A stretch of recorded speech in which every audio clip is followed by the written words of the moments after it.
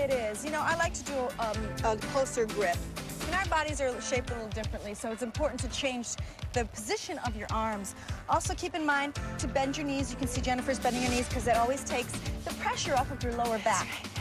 Abs are tight, rock solid body so that you can focus on the lats. The lats are the outside that make the back, that give you that V shape. So that's what we say when we say lats, that's what we're talking about. That's any body part. You always want to stretch a little bit, so it's important to stretch. You can stretch at the end of your workout or in the middle, whatever feels more comfortable for you, but don't forget to get a good stretch for that body part. Hey, Deb, when I bring this down, I bring it right down to below my sternum. Right. And again, look at how... Thank you. You just want to grasp the weight between your hands. Make sure you have it securely fastened in your hands, because otherwise, if you bring it over, you don't want to slip it.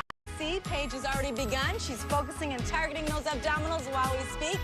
Anyway, Jennifer, we received an email from Dolores. She's in...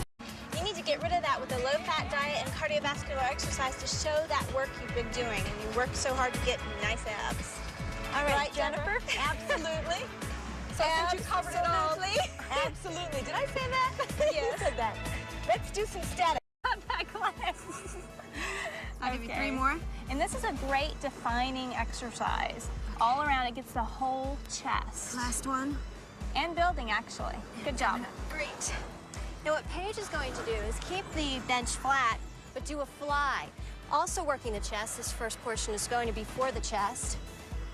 She has a nice round arc, and she squeezes as she comes up. There's a slight bend in the elbows. You're keeping the elbows back, though, not sinking in. And we say stuff like, imagine you're hugging a bear or a tree. How about imagine you're hugging Rick Valente? There you go. Oh, geez. Nice. And actually, this is more of a defining. I said that with the press, but actually the fly is more defining. Yeah, this is a nice shape and toning move. You feel it on the outer portion of your chest, the inner portion of your chest, really the entire chest. But this little problem area that sometimes women have, this will help because you get a nice stretch. You want to contract as you come up. Okay, one more. Last one. And done. Now here's something that you can do for the chest right at home. It's a basic push-up. We've added a little bit of a twist. I'm going to do it off of the bench. So in a sense, what I'm doing is an incline, hitting a bit of the under portion of that muscle. Right, and that part that you want to hit for a lot of support. Nature's giving you a bra to work with naturally, and you can tighten and tone that up for extra support.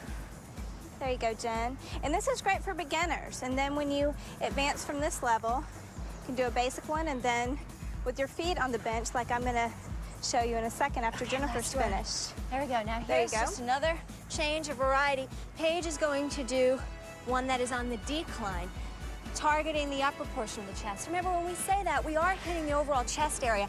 There's just a little bit more emphasis placed there. Her feet are up on the bench, and she's coming down and pushing up.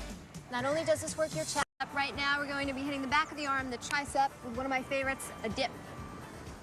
And this is a favorite. This is a great exercise because you can do it anywhere. We're on the beach, of course, with a bench, or in a hotel room when you're traveling. Because you always carry a bench with you when you're on the beach. Exactly, of course. And when you're traveling or at home watching your favorite TV show.